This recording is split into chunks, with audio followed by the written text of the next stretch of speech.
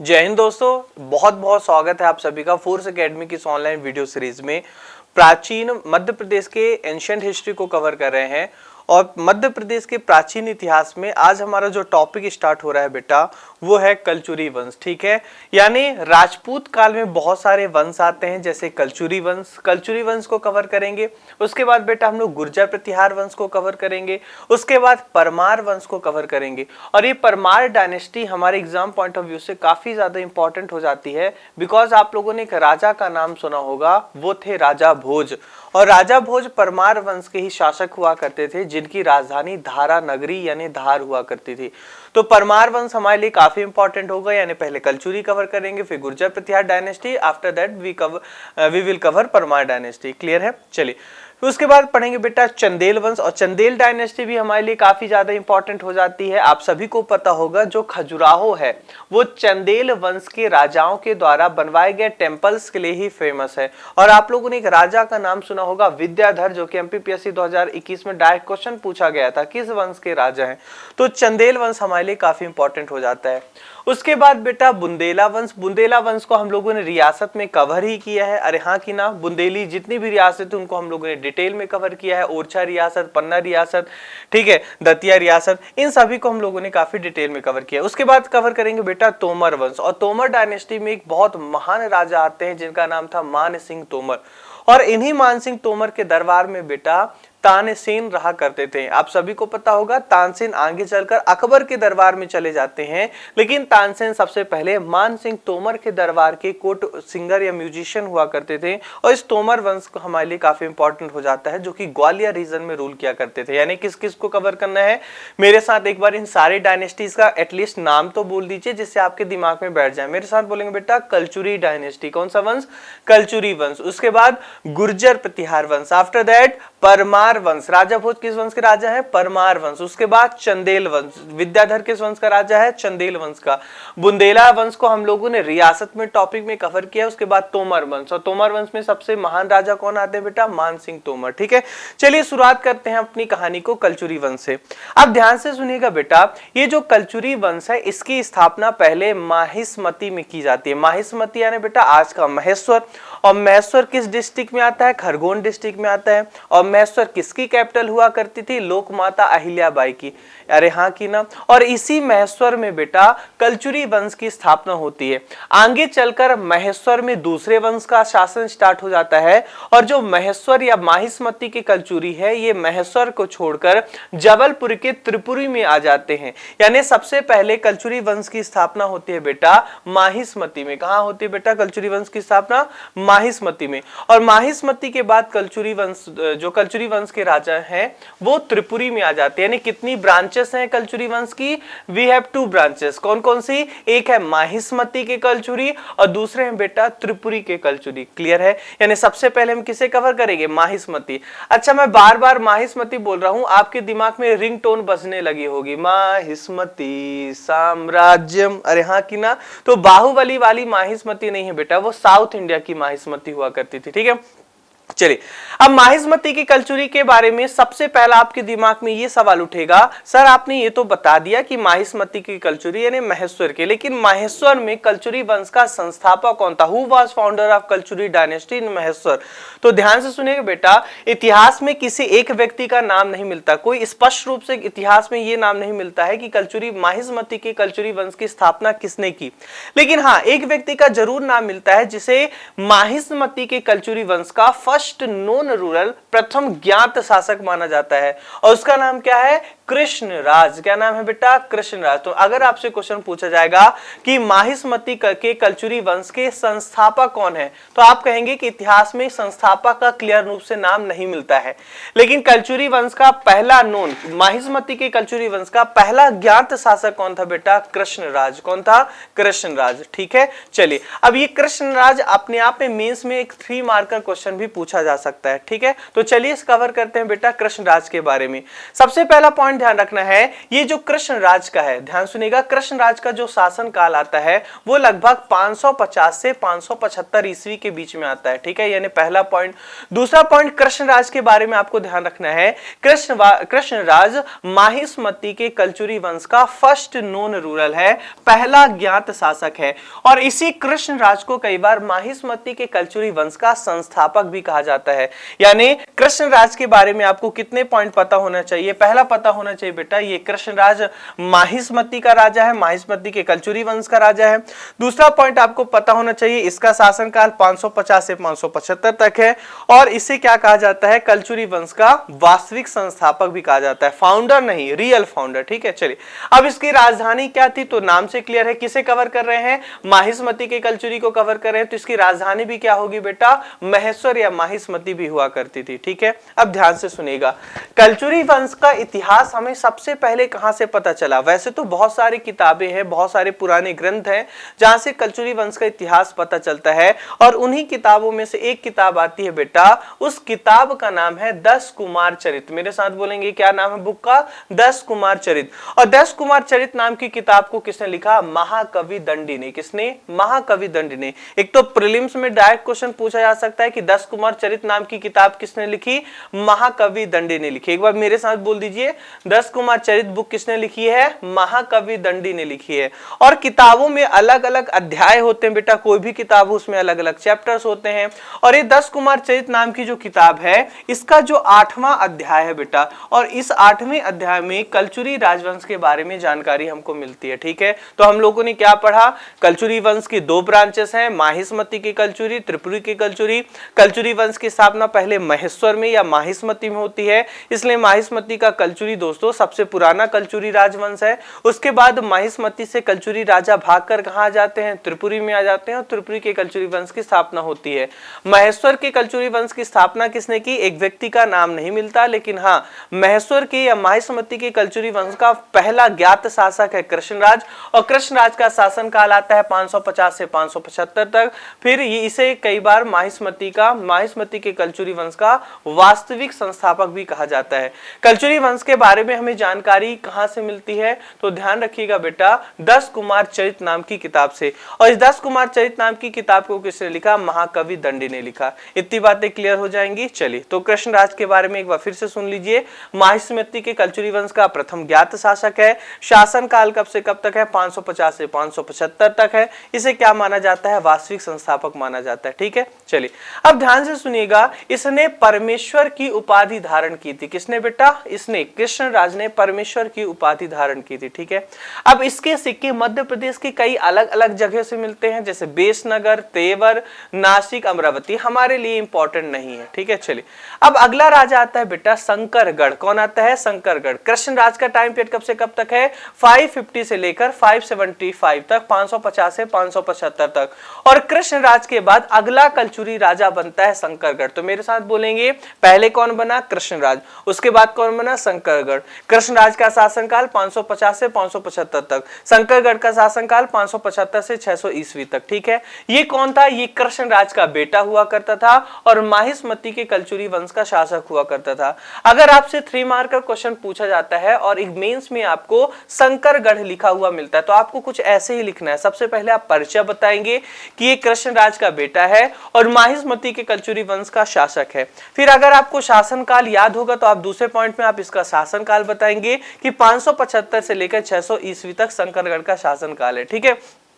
चलिए, अब शंकरगढ़ के बारे में जो जानकारी प्राप्त करने का जो 2 सोर्स हमारे पास हैं, एक का नाम है अभोण ताम्रपत्र और दूसरे का नाम है बेटा संघेड़ा ताम्रपत्र। यानी इस अभोण और संघेड़ा ताम्रपत्र से हमें शंकरगढ़ के बारे में जानकारी मिलती है। यानी शंकरगढ़ के बारे में क्या क्या पता होना चाहिए? मेरे साथ बोलेंगे, शंकरगढ़ के बारे में हमें पहला पॉइंट ध्यान रखना है, ये कृष्णराज का बेटा है। कौन है?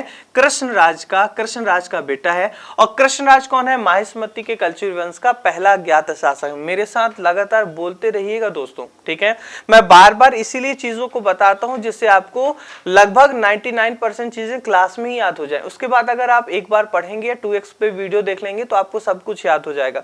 चुपचाप दीवार में टिक कर कंबल के अंदर जुगाड़ वाली तकनीक जो है ना पढ़ने की, वो उसको छोड़ दीजिएगा, ठीक है। चलिए, कृष्णराज का शासनकाल कब से कब तक है? 550 से 575 तक। और कृष्णराज को क्या माना जाता है? माहिष्मती के कलचुरी वंश का रियल फाउंडर या वास्तविक संस्थापक माना जाता है। उसके बाद इसका कृष्णराज का बेटा कौन आता है? शंकरगढ़, ठीक है। उसके बाद शंकरगढ़ के बारे में ध्यान रखिएगा, इसका जो शासनकाल है बेटा 575 से लेकर 600 तक है। कब से कब तक? 575 से 600 तक। और शंकरगढ़ के बारे में जानकारी के दो स्रोत कौन है? एक बार मेरे साथ बोलेंगे, अभोण ताम्रपत्र और संघेड़ा ताम्रपत्र, ठीक है। चलिए, अब शंकरगढ़ के बाद अगला राजा आता है जिसका नाम है बुद्धराज। क्या बेटा? बुद्धराज। बुद्धराज के बारे में सबसे पहला पॉइंट आपको क्या पता होना चाहिए? ये शंकरगढ़ का उत्तराधिकारी है तथा माहिष्मती के कलचुरी वंश का अंतिम ज्ञात शासक। बहुत इंपॉर्टेंट है बेटा, माहिष्मती के कलचुरी वंश का पहला ज्ञात शासक है कृष्णराज। कृष्णराज के बाद बनते हैं शंकरगढ़, और शंकरगढ़ के बाद बनता है बुद्धराज। और ये बुद्धराज बेटा माहिष्मती के कलचुरी वंश का अंतिम ज्ञात शासक है। शासनकाल दिख ही रहा है यहाँ पे 600 से लेकर बेटा 620 ईस्वी तक। क्लियर होगी इतनी बातें? एक्चुअली में हुआ क्या था बेटा, ध्यान समझिएगा। ये हमारा प्यारा भारत, ठीक है। हमारे प्यारे भारत में ये वाला जो एरिया आता है ये हमारा मध्य प्रदेश का एरिया आता है। अरे हाँ कि ना। और मध्य प्रदेश के इस एरिया में, लगभग मध्य प्रदेश की इस एरिया में अपना महेश्वर आता है, ठीक है। और नीचे वाला एरिया दक्षिण भारत, साउथ इंडिया कहलाता है। और दक्षिण भारत का एक राजा हुआ करता था बेटा जिसका नाम था पुलकेशिन द्वितीय। क्या नाम था? पुलकेशिन द्वितीय। एक सेकंड का टाइम देंगे। यहाँ का एक राजा हुआ करता था जिसका नाम था पुलकेशिन द्वितीय। और इस पुलकेशिन सेकंड ने बेटा बुद्धराज पर अटैक किया था। किसके ऊपर अटैक किया था? बुद्धराज के ऊपर, यानी यहाँ पे माहिष्मती पर अटैक किया था, जिसमें बुद्धराज की पराजय हुई थी। और कहा जाता है कि आगे चलकर बुद्धराज के जो बच्चे यानी वंशज जो आते हैं उन्होंने माहिष्मती को छोड़ दिया और जबलपुर में जाकर बस गए। और जबलपुर में एक जगह आती है जिसे कहते हैं त्रिपुरी में कलचुरी वंश की स्थापना करते हैं। और वहीं से कलचुरी वंश की दूसरी शाखा त्रिपुरी के कलचुरियों की शुरुआत हो जाती है, ठीक है। चलिए बेटा, अब अगला हम लोग पढ़ते हैं त्रिपुरी के कलचुरी। यानी हम लोग ने माहिष्मती के कलचुरी के बारे में केवल 3 राजाओं के बारे में पढ़ा। सबसे पहले हमने पढ़ा बेटा कृष्णराज के बारे में। किसके बारे में? कृष्णराज के बारे में कवर किया। कृष्णराज के बाद हम लोगों ने बेटा किसे कवर किया? शंकरगढ़ को। किसे कवर किया बेटा? शंकरगढ़ को। शंकरगढ़ के बाद हम लोगों ने किसके कवर किया? बुद्धराज को। किसे? बुद्धराज को। अब बुद्धराज के ऊपर कौन अटैक करता है? पुलकेशिन द्वितीय। कौन अटैक करता है? बुद्धराज के ऊपर पुलकेशिन सेकंड। और पुलकेशिन सेकंड के आक्रमण से दोस्तों बुद्धराज हार जाता है और माहिष्मती पर पुलकेशिन द्वितीय का कब्जा होता है। और बुद्धराज के जो सक्सेसर है वो महेश्वर को छोड़ देते हैं और जबलपुर में आ जाते हैं। और जबलपुर में एक जगह है जिसे हम क्या कहते हैं बेटा? त्रिपुरी। और यहीं पे कलचुरी वंश की दूसरी शाखा की स्थापना होती है जिसे त्रिपुरी के कलचुरी शासक कहा जाता है, ठीक है। और ये त्रिपुरी का जो कलचुरी वंश है हमारे लिए काफी इंपॉर्टेंट हो जाता है। आप इस मैप में भी देख सकते हैं बेटा, जो ये वाला एरिया आपको दिख रहा है, देख सकते हैं ये वाला जो एरिया दिख रहा है ये पूरा कलचुरी राज्य हुआ करता था, कलचुरी वंश वाला एरिया हुआ करता था, ठीक है। चलिए कहानी को हम लोग आगे बढ़ाते हैं। सबसे पहला पॉइंट आपको पता होना चाहिए त्रिपुरी के कलचुरी वंश के बारे में कि त्रिपुरी के कलचुरी वंश का संस्थापक वामराज हुआ करता था। मेरे साथ बोलेंगे बेटा, कौन हुआ करता था? वामराज। जबकि माहिष्मती के कलचुरी वंश का फाउंडर कौन है वो हमें नहीं पता। माहिष्मती के कलचुरी वंश का वास्तविक संस्थापक कृष्णराज हुआ करता था, जबकि त्रिपुरी के कलचुरी वंश का फाउंडर वामराज हुआ करता था। मेरे साथ एक बार फटाक से बोल दीजिएगा, त्रिपुरी के कलचुरी वंश का संस्थापक कौन है? वामराज। एक बार और जिसे क्लास में याद हो जाए, आंख बंद करके एक बार फटाक से बोल दीजिए, त्रिपुरी के कलचुरी वंश का संस्थापक कौन है? वामराज। त्रिपुरी का एरिया कहां पे आता है? जबलपुर वाले क्षेत्र में, ठीक है। चलिए, इनका शासनकाल 675 से लेकर लगभग 700 ईस्वी तक हुआ करता था, ठीक है। चलिए, यानी वामराज कौन है? त्रिपुरी के कलचुरी वंश के संस्थापक है। लेकिन अगर आपसे पूछा जाए कि त्रिपुरी के कलचुरी वंश का रियल फाउंडर कौन है, क्या ध्यान सुनिएगा, रियल फाउंडर का मतलब वास्तविक संस्थापक कौन था, तो एक नाम आता है, वो है कोकल प्रथम। कौन बेटा? कोकल फर्स्ट। ये कोकल फर्स्ट नाम के राजा हैं। इनका शासनकाल 850 850 एनो डोमिनी टू 908 यानी 850 से 908 ईस्वी तक के बीच का है। और इन कोकल्य प्रथम को त्रिपुरी के कलचुरी वंश का वास्तविक संस्थापक कहा जाता है। तो कितने पॉइंट हम लोगों ने कवर कर लिया? 2 पॉइंट। पहला, त्रिपुरी के कलचुरी वंश का संस्थापक वामराज, मेरे साथ बोलेंगे वामराज का रेंज 675 से 700 ईस्वी तक। दूसरा पॉइंट क्या ध्यान रखना है? त्रिपुरी के कलचुरी वंश का वास्तविक संस्थापक कौन है? कोकल्य प्रथम। और कोकल्य प्रथम का शासनकाल कब से कब तक है? 850 से 908 ईस्वी तक। ठीक है बेटा, चलिए अपनी कहानी आगे बढ़ाते हैं और सबसे पहले कवर करते हैं कोकल प्रथम। ये जो कोकल प्रथम नाम का राजा है, ये मेंस के लिए भी काफी इंपॉर्टेंट है। डायरेक्ट यहां से बेटा 3 मार्क का क्वेश्चन पूछा जा सकता है, सीधा लिखा हुआ आएगा कोकल प्रथम। ठीक है, तो कोकल प्रथम के बारे में अभी हम लोगों ने एक फैक्ट पढ़ा कि कोकल प्रथम was the real founder of cutlery dynasty of Tripuri. Tripuri के कल्चरी वंश का वास्तविक संस्थापक हुआ करता था। इसका शासनकाल 850 से 908 ईस्वी तक, जबकि त्रिपुरी के कल्चुरी वंश का संस्थापक कौन है बेटा? वामराज। और वामराज का शासनकाल 675 से 700 तक है, यानी 675 से 700 के बाद भी बहुत सारे राजा आते हैं, वो हमारे लिए इंपॉर्टेंट नहीं है। ठीक है, वास्तविक संस्थापक कोकल प्रथम, शासनकाल 850 से 908 ईस्वी तक। ठीक है, चलिए अब कोकल प्रथम ने क्या किया बेटा? अपने आसपास के जो राजा हुआ करते थे, त्रिपुरी के कल्चुरी वंश के आसपास की जो डायनेस्टीज हुआ करती थी, उनके साथ इसने वैवाहिक संबंध स्थापित किए, मैट्रिमोनियल अलायंस स्थापित किए। ठीक है, जैसे मानकर चलिए बेटा ये हमारा प्यारा भारत अरे हाँ कि ना, और प्यारे भारत में ये वाला जो एरिया था, यहाँ पे थे कल्चुरी। कौन थे बेटा? यहाँ पे थे ये वाला जो वंश, ये वाला जो क्षेत्र हुआ करता था, ये त्रिपुरी के कल्चुरी शासकों के अधीन हुआ करता था। और त्रिपुरी के कल्चुरी वंश के राज्य के ऊपर ही बेटा चंदेल राज हुआ करता था। यहाँ पे जो राज हुआ करता था वो चंदेल राज हुआ करता था। ठीक है, चलिए ये कौन सा राज्य है? ये है बेटा चंदेल राज्य। ठीक है, चलिए उसके बाद ये वाले एरिया में बेटा, ये वाले एरिया में पाल वंश के शासकों का राज हुआ करता था। किसका? पाल वंश के शासकों का राज हुआ करता था। इसके अलावा जो नीचे वाला एरिया है बेटा, ध्यान से समझिएगा, ये वाला जो एरिया है बेटा, यहाँ पे राष्ट्रकूट वंश के शासकों का रूल हुआ करता था। किसका? राष्ट्रकूट वंश के शासकों का रूल हुआ करता था। अब चूंकि ये तीनों तरफ से घिरा हुआ है, और अगर त्रिपुरी के कल्चुरी वंश को यानी कोकल प्रथम को अपना राज्य सुरक्षित रखना है, तो 2 काम है, या तो अपने चारों तरफ के राजाओं को हरा दे, या अपने चारों तरफ के राजाओं को अपना रिश्तेदार बना ले। अरे हाँ कि ना, 2 ही तरीका है, या तो हरा दे या तो रिश्तेदार बना दे। अब कोकल प्रथम को पता था कि ये जो तीनों तरफ के राज्य हैं, चंदेल राज हो गया, पाल वंश का साम्राज्य हो गया और राष्ट्रकूट एम्पायर जो हो गया, इसको हराना टेढ़ी खीर है, तो बेहतर ये होगा कि इनके साथ वैवाहिक संबंध स्थापित कर लें, इसकी बेटी से शादी कर लें, अपनी बेटी को उसके बेटे से शादी कर लें और रिश्तेदार बना दें। ठीक है, कोकल प्रथम ने सबसे पहले क्या किया? ये जो आपको चंदेल वंश दिख रहा है बेटा, कौन सा? ये चंदेल वंश जो दिख रहा है, चंदेल वंश के एक राजा हुआ करते थे जिनका नाम था जय सिंह। क्या नाम था? जय सिंह। और जय सिंह की एक बेटी हुआ करती थी जिनका नाम था हट्ठा। क्या नाम था? हट्ठा। आधे लोग डरा गए, कैसा नाम है ये? हट्ठा। ठीक है, हो सकता है हट्टी कट्टी रही होगी तो उसको हट्टा हट्टा कहने लगे। अरे हाँ कि ना, चंदेल वंश के राजा आते हैं जय सिंह, और जय सिंह की बेटी हुआ करती थी जिसका नाम था हट्टा। कोकल्य प्रथम ने क्या किया? इस हट्टा से शादी कर ली। किससे कर ली? हट्टा से शादी कर ली। और कहाँ का दामाद बन गया? चंदेलों का दामाद बन गया। अब कोई अपने दामाद के राज्य के ऊपर अटैक करेगा क्या? चांस ही नहीं उठता, सवाल ही नहीं उठता। अरे हाँ कि ना। फिर ये जो राष्ट्रकूट शासक है बेटा, कौन है? राष्ट्रकूट शासक है। राष्ट्रकूट शासक एक आते हैं जिसका नाम था कृष्णद्वती। क्या नाम था?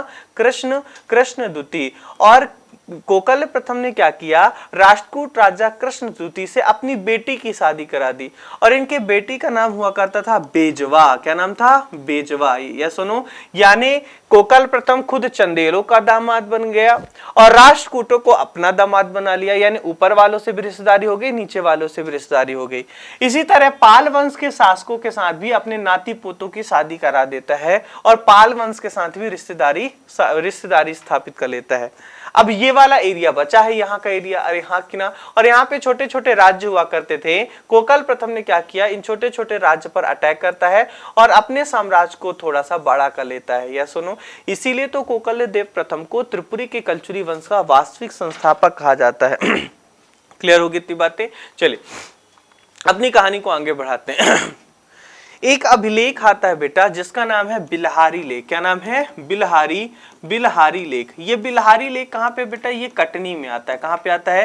ये बिल्हारी नाम की जगह कटनी में है और वहां से एक अभिलेख प्राप्त हुआ है जिसे बिल्हारी लेख कहते हैं। ठीक है, और इस बिल्हारी लेख में कोकल प्रथम को समस्त पृथ्वी का विजेता कहा गया है। बहुत इंपॉर्टेंट फैक्ट है बेटा, डायरेक्ट क्वेश्चन पूछा जाएगा। सबसे पहले तो ये ध्यान रखना है बिल्हारी लेख कहाँ पे है? कटनी में। मेरे साथ बोलेंगे बिल्हारी लेख कहाँ बेटा? कटनी में, पहला क्वेश्चन। दूसरा क्वेश्चन आपसे पूछा जाएगा इस बिल्हारी लेख में किसे समस्त पृथ्वी का विजेता कहा गया है? तो कोकल प्रथम को। ठीक है, तो कोकल प्रथम के बारे में क्या क्या ध्यान रखना? पहला, इसका शासनकाल 850 से लेकर 908 तक है। दूसरा, इसे त्रिपुरी के कलचुरी वंश का रियल फाउंडर कहा जाता है, वास्तविक संस्थापक कहा जाता है। उसके बाद इसने क्या किया बेटा? अलग अलग वैवाहिक संबंध स्थापित किए, जैसे इसके ऊपर चंदेल राज्य हुआ करता था और चंदेल राजा जयसिंह की बेटी हट्ठा से खुद विवाह कर लेते हैं। फिर नीचे राष्ट्रकूट राज्य हुआ करता था और राष्ट्रकूट रूरल कृष्ण सेकंड से अपनी बेटी वेजबा का विवाह कर देते हैं। ईस्ट की तरफ पालवंश हुआ करता था, पालवंश के साथ भी अपने नाते पोतों का विवाह करके अपनी रिश्तेदारी स्टैब्लिश कर लेते हैं। और पश्चिम की तरफ जो छोटा छोटा एरिया बचा था, छोटे छोटे राजवंश थे, उनके ऊपर अटैक करते हैं और कलचुरी वंश का थोड़ा सा एक्सपांशन करते हैं। इसीलिए इन्हें त्रिपुरी के कलचुरी वंश का वास्तविक संस्थापक कहा जाता है। साथ ही साथ बिल्हारी लेख में इन्हें रियल फाउंडर कहा गया है। कहां का वास्तविक संस्थापक कहा गया है? बिल्हारी लेख में इन्हें समस्त पृथ्वी का विजेता कहा गया। बिल्हारी लेख कहां पे मिलता है? कटनी में मिलता है। अरे इतनी बातें क्लियर हो जाएंगी, एक बार 2x पे वीडियो लगा के जरूर देख लीजिएगा। ठीक है, थोड़ा सा फैक्चुअल ज्यादा पोर्शन हो जाता है इतिहास में, तो बिल्कुल मत घबराइएगा, मेरे साथ बोलते रहें, याद हो जाएगा। बाकी बिना प्रैक्टिस करे तो आपको चम्मच से कोई भी चीजें नहीं खिलाई जा सकती। ठीक है, चलिए अगला राजा बनता है बेटा युवराज प्रथम, और ये बहुत इंपॉर्टेंट राजा है बेटा। क्यों? क्योंकि इन्हें त्रिपुरी के कलचुरी वंश का ग्रेटेस्ट रूरल कहा जाता है, सबसे महान शासक कहा जाता है। तो मेरे साथ एक बार फिर से रिवाइज करिए, त्रिपुरी की कलचुरी डायनेस्टी का फाउंडर कौन है? वामराज। त्रिपुरी के कलचुरी वंश का रियल फाउंडर कौन है? कोकल फर्स्ट। और त्रिपुरी के कलचुरी डायनेस्टी का ग्रेटेस्ट रूरल कौन है? युवराज प्रथम है। इतनी बातें क्लियर हो जाएंगी बेटा। अब युवराज प्रथम का शासन काल आपको पता होना चाहिए, 915 से लेकर 945 तक। कृष्णराज का शासन काल कब से कब तक था? 850 से लेकर 908 तक। और युवराज प्रथम का शासन काल कब से कब तक है? 915 से लेकर 945 तक। क्लियर हो जाएंगी इतनी बातें। चलिए, अब युवराज प्रथम की बहुत सारी उपाधियां भी देखने को मिलती हैं। डायरेक्ट क्वेश्चन आपसे पूछा जा सकता है कि ये किस कलचुरी राजा की उपाधि है? युवराज प्रथम की एक उपाधि मिलती है केयूर वर्ष। इसी क्या कहते हैं बेटा? केयूर वर्ष कहते हैं। ठीक है, इसने युवराज प्रथम ने मालवा पर अटैक किया था और मालवा क्षेत्र के काफी हिस्से को इसने जीत लिया था, कलचुरी वंश में शामिल कर लिया था। इसीलिए युवराज प्रथम को मालवा विजेता कहते हैं। मेरे साथ बोलते रहे, युवराज प्रथम की पहली उपाधि क्या है बेटा? केयूर वर्ष। युवराज प्रथम ने मालवा पर अटैक कर रहा था, मालवा के काफी हिस्से को जीता था, इसलिए इसे क्या कहते हैं? मालवा विजेता। इसके अलावा युवराज प्रथम के दरबार में एक दरबारी कवि हुआ करता था, कोर्ट पोएट हुआ करता थे, बहुत इंपॉर्टेंट है उनका नाम, वो है राजशेखर। क्या नाम है? राजशेखर। डायरेक्ट आपसे क्वेश्चन पूछा जाएगा कि राजशेखर किसके कोर्ट स्कॉलर थे? दरबारी विद्वान थे, तो कलचुरी शासक युवराज प्रथम के। और राजशेखर ने अपनी अलग अलग किताब में युवराज प्रथम को अलग अलग उपाधियां दी हैं। जैसे राजशेखर ने युवराज प्रथम को उज्जैनी भुजंग कहा है। क्या कहा है बेटा? उज्जैनी भुजंग। बहुत इंपॉर्टेंट हो जाता है, प्रीलिम्स में पूछा जाएगा पहला क्वेश्चन कि राज प्रथम किसके दरबारी कवि हुआ करते थे? तो कलचुरी राजा युवराज प्रथम के। दूसरा क्वेश्चन पूछा जाएगा राजशेखर ने किसे उज्जैनी भुजंग कहा है? युवराज प्रथम को कहा है। साथ ही साथ एक और उपाधि आती है, वो है त्रिकलिंगाधिपति। क्या? त्रिकलिंगाधिपति। डायरेक्ट क्वेश्चन पूछा जाएगा किसकी उपाधि है त्रिकलिंगाधिपति? तो युवराज प्रथम की। तो मेरे साथ बोलेंगे, सबसे पहला टाइटल है कयूर वर्ष, बोलिए कयूर वर्ष। दूसरा टाइटल है मालवा विजेता, तीसरा टाइटल है उज्जैनी भुजंग और चौथा टाइटल है त्रिकलिंगाधिपति। एक बार आंख बंद करके बोल दीजिए, युवराज प्रथम की पहली उपाधि है कयूर वर्ष, दूसरी है मालवा विजेता, तीसरी है उज्जैनी भुजंग और चौथी आती है बेटा त्रिकलिंगाधिपति। उज्जैनी भुजंग और त्रिकलिंगाधिपति किसने कहा? राजशेखर ने कहा। किसको कहा? युवराज प्रथम ने, युवराज प्रथम को कहा। ठीक है बेटा, आगे कहानी हम लोग बढ़ाएं। चलिए, अब ये राजशेखर के बारे में ध्यान रखिएगा कि राजशेखर संस्कृत के बहुत प्रसिद्ध नाटककार हुआ करते थे। ध्यान से सुनिएगा, पहले ये 3 मार्क का क्वेश्चन भी पूछे जा सकते हैं राजशेखर।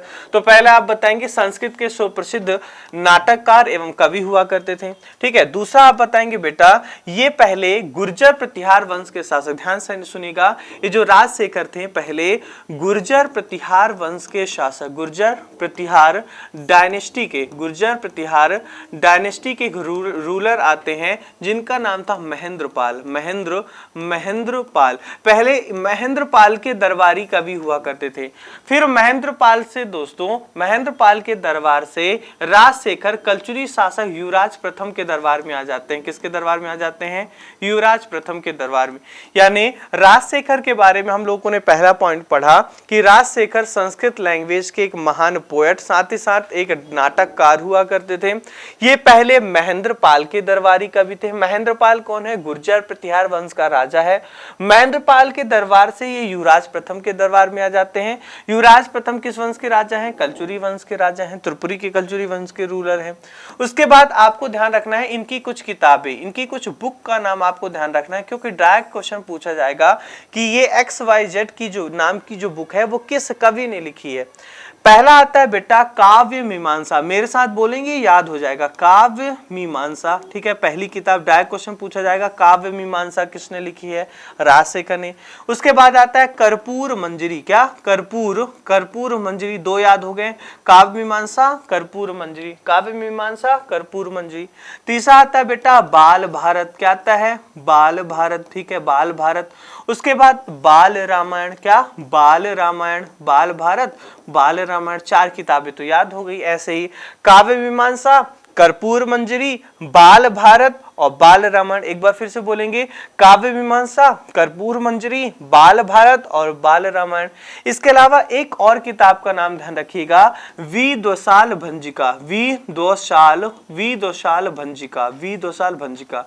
इस किताब को भी किसने लिखा है? राजशेखर ने। कितनी किताबें? 4 किताबें। एक बार फिर से मेरे साथ बोल दीजिए, का से काव्य मीमांसा, का से कर्पूर मंजरी, बाल से बाल भारत और बाल से ही बाल रामायण, और एक अलग से याद रख लेना है विदुसाल भंजिका। और राजशेखर ने युवराज प्रथम को उज्जैनी भुजंग की उपाधि दी है और त्रिकलिंगाधिपति की उपाधि दी है। याद हो जाएंगी इतनी बातें, चीजें, इतनी चीजें याद हो जाएंगी बेटा। चलिए आगे अपनी कहानी को बढ़ाते हैं।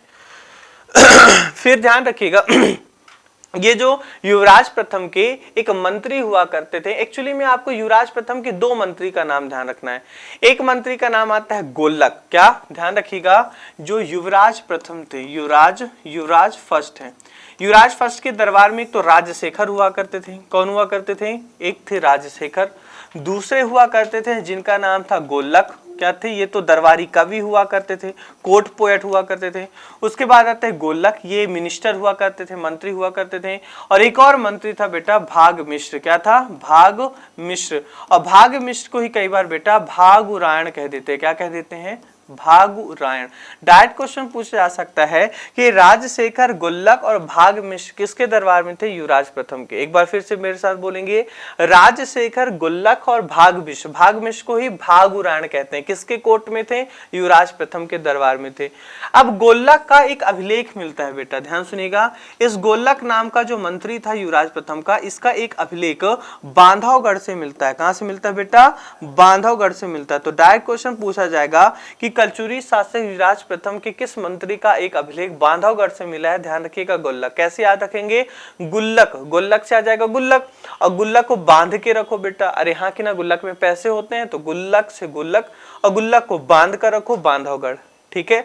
भागुरायण किसके मंत्री हुआ करते थे? युवराज प्रथम के। चलिए अब ध्यान सुनिएगा, जबलपुर के पास एक एरिया आता है जिसे कहते हैं भेड़ाघाट।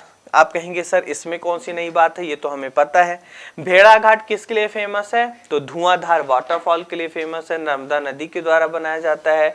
भेड़ाघाट में ही बेटा बंदर कूदनी नाम की जगह, हम लोगों ने भेड़ाघाट को काफी डिटेल में कवर किया जब टूरिज्म को पढ़ा है। अरे याद है कि नहीं है? और भेड़ाघाट में मैंने बताया था एक मंदिर आती है, ध्यान सुनिएगा। भेड़ाघाट में एक टेम्पल आता है जिसे कहते हैं 64 योगिनी मंदिर। कौन सी मंदिर? 64 योगिनी 64 योगिनी मंदिर। कहाँ की 64 योगिनी मंदिर बेटा? भेड़ाघाट की। मध्य प्रदेश में 3 जगह की 64 योगिनी मंदिर बहुत ज्यादा फेमस है। पहला है बेटा मितावली, मितावली में एक 64 योगिनी मंदिर है, और ये मितावली मध्य प्रदेश के किस जिले में आता है? मुरैना में। कहाँ पे? मुरैना में। और इस मितावली के 64 योगिनी मंदिर का जो आकार है कुछ इस प्रकार है, गोलाकार है। और कहा जाता है कि इस मितावली वाले 64 योगिनी मंदिर का ही डिजाइन है जो है पार्लियामेंट ने लिया है, यानी पार्लियामेंट की जो बिल्डिंग है वो कहाँ की 64 योगिनी मंदिर से मिलती जुलती है? तो मध्य प्रदेश के मितावली जो कि मुरैना जिले में है वहां की। मध्य प्रदेश में दूसरी 64 योगिनी मंदिर आपको खजुराहो में देखने को मिलती है। कहाँ पे? खजुराहो में। और खजुराहो में जितने भी मंदिर हैं उनमें से सबसे पुरानी मंदिर 64 योगिनी मंदिर है। और मध्य प्रदेश में तीसरा वो जगह है जहाँ पे प्रसिद्ध 64 योगिनी मंदिर मिलती है, वो है भेड़ाघाट। क्या? भेड़ाघाट। और भेड़ाघाट किस जिले में आता है? जबलपुर जिले में आता है। ठीक है, भेड़ाघाट वाले 64 योगिनी मंदिर को एक और नाम से जानते हैं, वो है गोलकी मठ। क्या है? गोलकी मठ। तो आपसे चाहे 64 योगिनी मंदिर बोल दे या फिर गोलकी मठ बोल दे, दोनों एक ही बात है। अब इस 64 योगिनी मंदिर का, भेड़ाघाट वाले 64 योगिनी मंदिर या गोलकी मठ का निर्माण किसने कराया? तो अलग अलग सोर्स में अलग अलग किताबें, अलग अलग बातें मिलती हैं। कुछ किताबों में लिखा गया है कि 64 भेड़ाघाट वाले 64 योगिनी मंदिर का निर्माण युवराज प्रथम ने कराया था। किसने कराया था? युवराज प्रथम ने, जिसके बारे में हम अभी पढ़ रहे हैं। और कहीं कहीं मिलता है कि युवराज द्वितीय ने बनवाया था। ध्यान सुनिएगा, कुछ जगह मिलता है युवराज प्रथम ने बनवाया था और कुछ जगह मिलता है युवराज द्वितीय ने बनवाया था। तो ध्यान रखिएगा, ऐसा नहीं होगा कि आपको ऑप्शन में युवराज प्रथम भी दे, युवराज द्वितीय भी दे।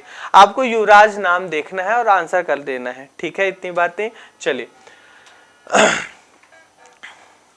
इसके अलावा एक और हमें मिलता है बेटा कि एक तो 64 योगिनी मंदिर का निर्माण एक तो युवराज प्रथम ने कराया था, कुछ जगह ये मिलता है, कुछ जगह मिलता है युवराज द्वितीय ने बनवाया था, और कुछ जगह मिलता है बेटा कि एक राजा हुआ करते थे जिनका नाम था गयाकर्ण। क्या नाम था? गयाकर्ण।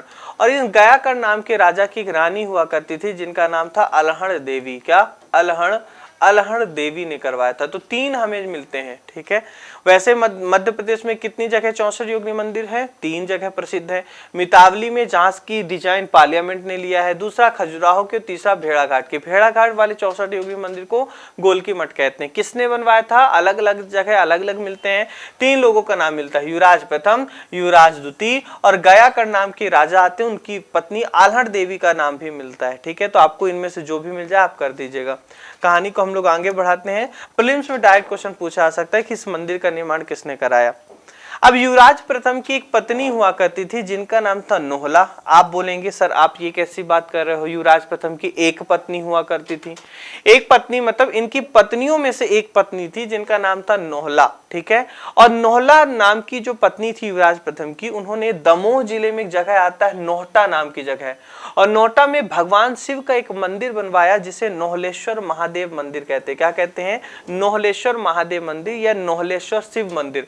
प्रीलिम्स में तो डायरेक्ट पूछ लिया जाएगा कि नोहलेश्वर शिव मंदिर मध्य प्रदेश में किस डिस्ट्रिक्ट में है? तो दमोह जिले में है। किसने बनवाया था? नोहला रानी ने बनवाया था। किसकी पत्नी हुआ करती थी नोहला? युवराज प्रथम की पत्नी हुआ करती थी। ठीक है, जबकि कंदरिया महादेव मंदिर कहाँ पे बेटा? तो ध्यान रखिएगा, खजुराहो में। और खजुराहो की कंदरिया महादेव मंदिर का निर्माण किसने कराया था? चंदेल शासक विद्याधर ने। कई बार क्वेश्चन पूछा गया बेटा। ठीक है, अब एक बार ध्यान से समझिएगा, ये देखिए ये हमारा प्यारा मध्य प्रदेश। एक सेकंड देंगे आप मुझे। ठीक है, ये हमारा क्या हो गया बेटा? ये हमारा प्यारा मध्य प्रदेश हो गया। और मध्य प्रदेश में कलचुरी वंश का शासन किस क्षेत्र में हुआ करता था? तो लगभग इस वाले एरिया में है। अरे हाँ कि ना, जबलपुर में ही तो था ये वाले एरिया में। कौन सा एम्पायर है ये? कलचुरी, त्रिपुरी के कलचुरी वंश का साम्राज्य है।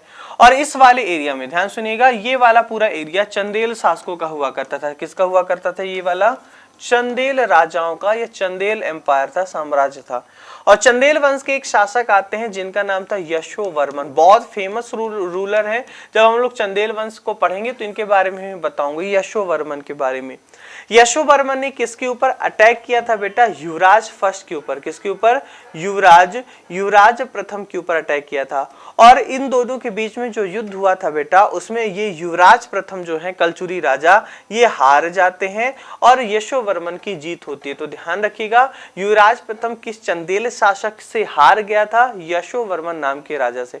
तो क्या क्या बातें ध्यान रखनी है युवराज प्रथम के बारे में, फिर देख लीजिए। ये त्रिपुरी के कलचुरी वंश का शासक है। शासन काल कब से कब तक है? 915 से 945 तक। फिर इसकी उपाधियां क्या क्या है मैंने बताया, इसी को हम लोग कैयूर वर्ष भी कहते हैं, मालवा विजेता भी कहते हैं, राजशेखर भी कहते हैं। राजशेखर ने उज्जैनी भुजंग और त्रिकलिंगाधिपति की उपाधि धारण दी थी। इनके बाद इनके आपको दो मंत्री का नाम ध्यान रखना है। एक का नाम है गुल्लक, जिनका अभिलेख बांधवगढ़ से मिलता है, और दूसरे का नाम ध्यान रखना बेटा भागमिश्र या भागुरण। इन्हीं के दरबार में राजशेखर हुआ करते थे। फिर राजशेखर की मैंने किताबों के नाम बताया है, काव्य मीमांसा, कर्पूर मंजरी, बाल भारत, बाल रामायण और विदुषार भंजिका। किसने लिखी है? राजशेखर ने लिखी है। और राजशेखर पहले किसके दरबार में हुआ करते थे? गुर्जर प्रतिहार वंश के शासक महेंद्रपाल के। फिर मैंने नौहला रानी के बारे में बताया। नौहला रानी ने दमोह के नोटा जिले में नौहलेश्वर शिव मंदिर का निर्माण कराया। ये यशोवर्मन से हुए एक युद्ध में हार गए थे। ठीक है, चलिए। तो राजशेखर के बारे में भी आपसे क्वेश्चन पूछा जा सकता है। चलिए, अब युवराज प्रथम के बाद अगले राजा आते हैं बेटा लक्ष्मण देव। यानी कलचुरी वंश के शासकों में हम लोगों ने वामराज को पढ़ा। सबसे पहले किसको पढ़ा? वामराज को। ये त्रिपुरी के कलचुरी वंश के संस्थापक हैं। उसके बाद हम लोगों ने कोकल्य प्रथम को पढ़ा। किसको पढ़ा? कोकल्य देव फर्स्ट को पढ़ा। और कोकल्य देव फर्स्ट के बारे में क्या ध्यान रखना था? ये त्रिपुरी के कलचुरी वंश के वास्तविक संस्थापक थे। इनका शासनकाल 850 से 908। लगातार मेरे साथ बोलते रहेंगे, ठीक है। पढ़ाई को आप सोने का जरिया ना बनाए। मुझे पता है कि जितना नशा पढ़ाई में है, शायद उतना नशा किसी और चीज में नहीं है। अगर आपको नींद ना आए तो बस किताब खोलो बेटा, 2 मिनट में आपको इसके नशे के बारे में पता चल जाएगा।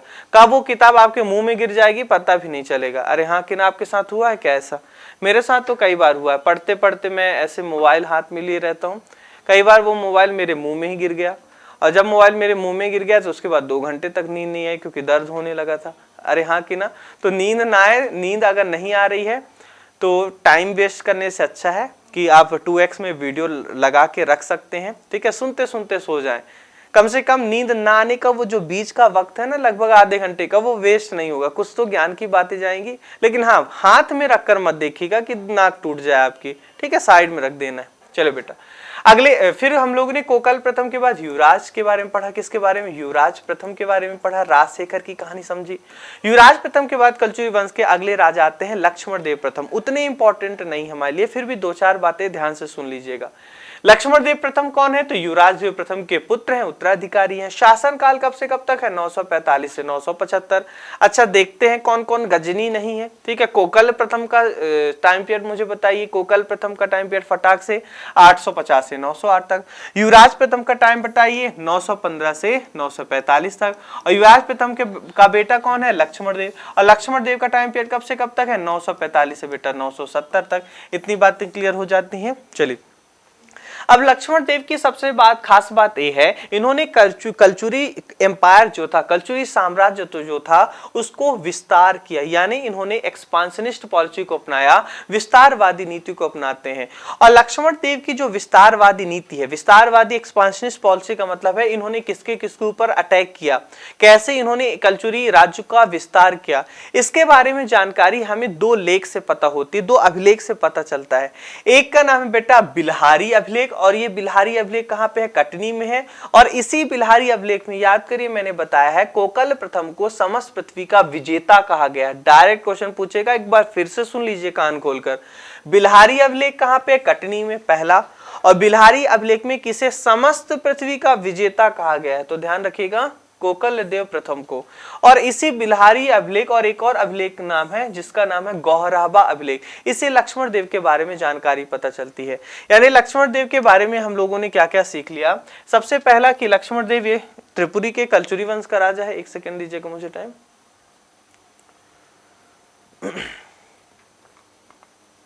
चलिए, पहला पॉइंट क्या है कि त्रिपुरी के कलचुरी वंश के राजा हैं। दूसरा पॉइंट कौन है, ये युवराज देव के सक्सेसर हैं। तीसरा पॉइंट, इनका शासनकाल कब से कब तक है, 945 से कब से कब तक बेटा, 945 से लेकर 970 तक है।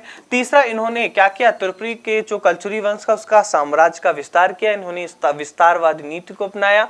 और इनकी विस्तार नीति के बारे में हमें जानकारी दो लेख से पता चलती है, एक का नाम है बिल्हारी अभिलेख और दूसरे नाम है गौहरावा अभिलेख। इतनी बातें क्लियर हो जाएंगी। चलिए अपनी कहानी को हम लोग थोड़ा सा आगे बढ़ाते हैं। चलिए, फिर इन्होंने क्या क्या किया, ध्यान सुनेगा। इन्होंने सबसे पहले आक्रमण करते हैं कश्मीर पर, ठीक है, ये हमारा प्यारा भारत हो गया। हमारे प्यारे भारत में ये वाला जो एरिया है ये त्रिपुरी के कलचुरी साम्राज्य का एरिया है। इस समय राजा कौन है, लक्ष्मण देव है। कौन है, लक्ष्मण देव। लक्ष्मण देव का टाइम पीरियड कब से कब तक है, फटाक से मुझे बताइएगा, 945 से लेकर 975 तक है। इन्होंने विस्तारवादी की नीति अपनाई, जिसकी जानकारी हमें गौहरावा और बिल्हारी अभिलेख से पता चलता है। इन्होंने सबसे पहले अटैक किया बेटा कश्मीर पे। कहां पे अटैक किया, कश्मीर पे। और कश्मीर के भी कुछ हिस्से को इन्होंने जीत लिया। तो अगर मैं क्वेश्चन पूछूं कि वो कौन सा त्रिपुरी कलचुरी राजा है जिसने सबसे पहले कश्मीर पर अटैक किया था, तो लक्ष्मण देव ने। उसके बाद बेटा उन्होंने इस वाले एरिया में यानी बंगाल और उड़ीसा वाले एरिया पे रूल किया।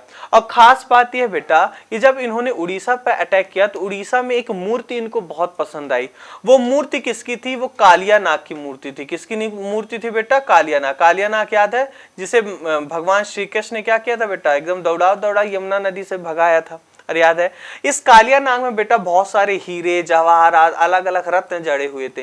ये कालिया नाग की एक मूर्ति थी जो कि उड़ीसा में थी। जब लक्ष्मण देव ने उड़ीसा पे अटैक किया तो ये कालिया नाग की जो रत्न जड़ी मूर्ति थी उसको उठाकर त्रिपुरी ले आए थे। तो क्वेश्चन पूछा जाएगा कि वो कौन सा राजा है जिसने उड़ीसा से कालिया नाग की जो रत्न जड़ित मूर्ति है, जो ऑर्नामेंटेड जो स्टैचू था, उसे उड़ीसा से उठाकर त्रिपुरी ले आया था। तो ध्यान रखिएगा, लक्ष्मण देव ने, ठीक है। चलिए अब ध्यान सुनिएगा, लक्ष्मण देव ने अपनी बेटी का विवाह चालुक्य राजा विक्रमादित्य चतुर्थ से किया था। हमारे लिए उतना इंपॉर्टेंट नहीं है, ठीक है। चलिए, तो क्वेश्चन बना हुआ है यहाँ पे, which ruler of the Kalachuri dynasty had conquered Orissa and brought the idol of Kaliya Naag from there. Kalachuri वंश का वो कौन सा राजा था जिसने उड़ीसा विजय प्राप्त कर वहां से कालिया नाग की मूर्ति उठा रही थी, लक्ष्मण देव, ठीक है। जबकि वामराज कौन है, जल्दी मुझे बताएं, त्रिपुरी के कलचुरी वंश का संस्थापक है, अरे हाँ की ना। और वामराज का टाइम पीरियड कब से कब तक है बेटा, 675 से लेकर 700 एनो डोमिनी तक है। कोकल प्रथम कौन है बेटा, त्रिपुरी के कलचुरी वंश का वास्तविक संस्थापक है कोकल प्रथम, रियल फाउंडर है, रियल फाउंडर, आरएफ का मतलब रियल फाउंडर। और कोकल देव का काल कब से कब तक है, 850 से लेकर 908 तक है, ठीक है। लक्ष्मण देव कौन है, जिसके बारे में हम पढ़ रहे हैं, जिसने कालिया नाग की मूर्ति उठा रही थी। और इसका शासन काल कब से कब तक है, तो 945 से लेकर 970 तक है। और युवराज प्रथम का शासन काल कब से कब तक है, तो 915 से 945 तक। ये लक्ष्मण देव किसके बेटे हुआ करते थे, युवराज प्रथम की। अरे क्लियर हो जाएंगी इतनी बात नहीं। चलिए अगला क्वेश्चन पूछा है कि कलचुरी वंश का वो कौन सा शासक है जिसे कटनी के बिल्हारी अभिलेख में समस्त पृथ्वी का विजेता यानी conqueror of the whole earth कहा गया है। तो ध्यान रखिएगा बेटा, कोकल प्रथम को। बिल्हारी अभिलेख कहाँ पे, कटनी में है, ये भी ध्यान रखिएगा।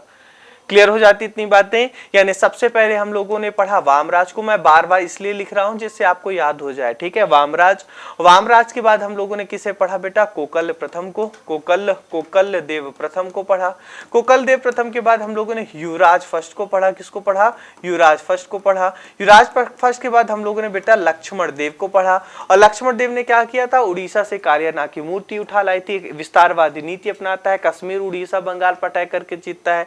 और लक्ष्मण देव का बेटा आता है शंकरगढ़ तृतीय। कौन आता है, शंकरगढ़ तृतीय। याद करिए, एक शंकरगढ़ नाम के राजा को हम लोगों ने माहिष्मती के कलचुरी वंश में भी पढ़ा है। वहां पे 3 राजा के ही तो बारे में पढ़ा है, कृष्णराज, शंकरगढ़ और बुद्धराज। और शंकरगढ़ तृतीय नाम का जो राजा है ये लक्ष्मण देव का बेटा हुआ करता था। इसका शासनकाल 970 से 980 तक आता है। और ये चंदेल शासकों से युद्ध लड़ता हुआ मारा गया था। तो एक बार मुझे शासनकाल बता दीजिए युवराज प्रथम का, ठीक है। युवराज प्रथम का शासनकाल कब से कब तक है बेटा? 915 से 945 तक। अरे हाँ कि ना। लक्ष्मण देव का कब से कब तक है? 945 से 970 तक। शंकरगढ़ का टाइम पीरियड कब से कब तक है? 970 से बेटा 980 तक। और शंकरगढ़ के बाद अगला राजा आता है जिसका नाम है युवराज द्वितीय। कौन? युवराज सेकंड। यानी एक तो आते हैं युवराज प्रथम और दूसरे आते हैं युवराज सेकंड। याद करिए जब मैंने गोलकी मठ पढ़ाया भेड़ाघाट वाले तो मैंने बताया था कि जो भेड़ाघाट का 64 योगिनी मंदिर है, कुछ जगह मिलता है कि उसका निर्माण युवराज प्रथम ने, कुछ जगह मिलता है कि युवराज द्वितीय ने, और कुछ जगह मिलता है कि गया कर्ण की पत्नी आल्हड़ देवी ने बनवाया था। तो अब हमारे अगले राजा कौन आते हैं? युवराज द्वितीय आते हैं। और युवराज द्वितीय का शासनकाल स्टार्ट होता है 980 से 990 तक। इनका 45 से 70, लक्ष्मण देव शंकरगढ़ का 70 से 80 और युवराज का 980 से 990 तक। ठीक है, चलिए। यानी युवराज द्वितीय अगर आ जाएंगे तो सबसे पहले आप बोलेंगे कि त्रिपुरी के कलचुरी वंश का शासक था। शंकरगढ़ तृतीय का छोटा भाई था, सॉरी बेटा नहीं छोटा भाई हुआ करता था। शासनकाल अभी अभी मैंने बताया 980 से 990 तक। अब इसके शासन की जो जानकारी है वो बिल्हारी अभिलेख। ये बिल्हारी अभिलेख का बार बार नाम आ रहा है। कहाँ है बिल्हारी अभिलेख? कटनी का है। और इसमें समस्त पृथ्वी का विजेता किसे कहा गया है? कोकल देव प्रथम को। और ये बिल्हारी और गोहरावा अभिलेख, इन दोनों अभिलेख बेटा युवराज द्वितीय के हैं। क्लियर होगी इतनी बातें। और इन्हीं बिल्हारी और गोहरावा अभिलेख से हमें लक्ष्मण देव के बारे जो उसकी जो विस्तारवादी नीति थी उसके बारे में भी हमें जानकारी मिला था। ठीक है, चलिए बेटा अब ध्यान से सुनिएगा। ये जो बेटा अपना युवराज द्वितीय है, इसका झगड़ा हुआ था परमार वंश के राजा वाकपति मुंज के साथ। ध्यान से समझने की कोशिश करिएगा। ये मैं फटाक से अपना नंदू बना रहा हूँ, आप भी क्या करें बेटा, मध्य प्रदेश का मैप मेरे साथ बनाइएगा और पूरा ध्यान यहाँ पे रखिएगा। ठीक है, चलिए। यहाँ पे बेटा ये वाला एरिया मालवा कहलाता है। अरे हाँ कि ना, मालवा बिल्कुल कहलाता है सर। और मालवा में बेटा परमार वंश का राज हुआ करता था। किस वंश का? जिसको हम लोग पढ़ने भी वाले हैं, परमार डायनेस्टी। परमार वंश का राज हुआ करता। ठीक है। और परमार वंश के एक राजा आते हैं, राजा भोज। और राजा भोज के एक पूर्वज हुआ करते थे जिनका नाम था वाकपति मुंज। क्या नाम था? वाकपति मुंज। आपसे ये भी क्वेश्चन पूछा जा सकता है कि वाकपति मुंज किस वंश के राजा हुआ करते थे? तो परमार वंश के राजा हुआ करते थे। अब परमार वंश की राजधानी क्या हुआ करती थी? धारा नगरी यानी धार हुआ करती थी। ठीक है। और जिस समय परमार वंश के राजा वाकपति मुंज हुआ करते थे, लगभग उसी टाइम पे जबलपुर में जो त्रिपुरी है, त्रिपुरी का जो कलचुरी राजा हुआ करता था उसका नाम था युवराज द्वितीय। क्या नाम था? युवराज सेकंड। ठीक है, चलिए। अब जिस समय बेटा ये दोनों एमपी में रूल कर रहे थे, जो दक्षिण भारत का एरिया है वहां पे एक राजा रूल किया करता था जिसका नाम था तैलब सेकंड। क्या नाम था? तैलब द्वितीय। ठीक है, अब ध्यान से समझिएगा। वाकपति मुंज ने बेटा जबलपुर के त्रिपुरी में अटैक किया युवराज द्वितीय के खिलाफ। इतनी बातें क्लियर हो गई। और युवराज द्वितीय को हरा देता है और वाकपति मुंज त्रिपुरी पर काफी लंबे टाइम तक यानी लगभग 4-5 महीने तक त्रिपुरी में ही बैठा रहता है, त्रिपुरी को अपने कब्जे में ले लेता है। लेकिन उसी दौरान ये जो तैलब द्वितीय नाम का राजा है, इसने मालवा पर अटैक कर दिया, यानी वाकपति मुंज के राज में अटैक कर दिया। अब जब खुद के घर में आग लगी हो तो क्या हम दूसरे के घर में आग लगाते बैठे रहेंगे? बिल्कुल नहीं। वाकपति मुंज युवराज द्वितीय से संधि करता है, युवराज द्वितीय को उसका राज्य वापस कर देता है और वाकपति मुंज फिर से आ जाता है बेटा कहाँ पे? मालवा पे आ जाता है और तैलब द्वितीय के साथ युद्ध लड़ने लगता है। तो ध्यान रखिएगा, युवराज द्वितीय पर किसने अटैक किया था? मालवा के परमार राजा वाकपति मुंज ने। लेकिन वाकपति मुंज के ऊपर फिर कौन अटैक कर देता है? तैलब द्वितीय ने। ठीक है, तो वाकपति मुंज क्या करता है? अब खुद के घर में आग लग गई है, तैलब द्वितीय ने मालवा पर अटैक कर दिया है। वह वाकपति मुंज त्रिपुरी को छोड़कर फिर से कहां पे आ गया? मालवा पे आ गया और तैलब द्वितीय के साथ युद्ध लड़ने लगा। ठीक है, तो अगर आपसे क्वेश्चन पूछा जाएगा कि त्रिपुरी के कलचुरी शासक युवराज द्वितीय पर किसने अटैक किया था? वाकपति मुंज ने अटैक किया था। चलिए, अब अगला पॉइंट आता है बेटा बिल्हारी अभिलेख। बिल्हारी अभिलेख के बारे में क्या क्या ध्यान रखना है, कई बार मैं बता चुका हूं लेकिन फिर से सुनिए। बिल्हारी इंस्क्रिप्शन या बिल्हारी अभिलेख। सबसे पहली बात, ये बिल्हारी नाम की जो जगह है वो कटनी में है बेटा। कटनी सिटी जो है ना, कटनी सिटी से लगभग 15 किलोमीटर की दूरी पर है। ठीक है, ये बिल्हारी अभिलेख किसका है? किसने लिखवाया था ये बिल्हारी लेख को? तो युवराज सेकंड ने। किसने? युवराज सेकंड ने। दूसरा पॉइंट ध्यान रखिएगा।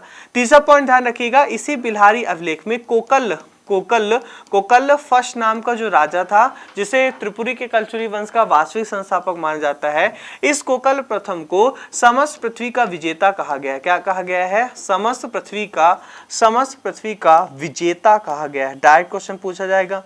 उसके बाद इसी बिल्हारी अभिलेख से हमें कलचुरी शासक लक्ष्मण देव के जो विस्तारवादी नीति है उसके बारे में जानकारी मिलता है। साथ ही साथ युवराज द्वितीय के बारे में जानकारी तो मिलेगी ही, क्योंकि ये इसी का अभिलेख है। तो मेरे साथ एक बार नारा लगाएंगे। ये बिल्हारी लेक कहाँ पे है? कटनी में। कटनी से 15 किलोमीटर की दूरी पर यह बिल्हारी नाम का छोटा सा एरिया आता है। किसका लेक है? ये युवराज सेकंड का लेक है। इसमें कोकल देव को कहा गया है कॉन्कोरर ऑफ द होल अर्थ, समस्त पृथ्वी का विजेता। और इसे कलचुरी राजा लक्ष्मण देव की भी एक्सपांशनिस्ट पॉलिसी, विस्तारवादी नीति की जानकारी मिलती है। तो अगर आपसे क्वेश्चन पूछा जाएगा Bilhari inscriptions belong to which of the following Kalachuri ruler, Kalachuri वंश के किस शासक का है? युवराज द्वितीय का। कहां से मिला है? कटनी से मिला है। अच्छा, कटनी के बारे में एक बार ध्यान रखिएगा। कटनी को मध्य प्रदेश की मार्बल सिटी या चूना नगरी कहा जाता है। ध्यान से सुनिए, कटनी को मध्य प्रदेश की चूना नगरी कहा जाता है। डायरेक्ट आपसे क्वेश्चन पूछा जा सकता है। ठीक है, चलिए। फिर गौरावा अभिलेख भी किसका है? यह भी कलचुरी शासक युवराज द्वितीय का है। और इस गौरावा अभिलेख में कलचुरी शासक युवराज द्वितीय को चेंद्रिद कहा गया। क्या कहा गया बेटा? चेंद्रिद।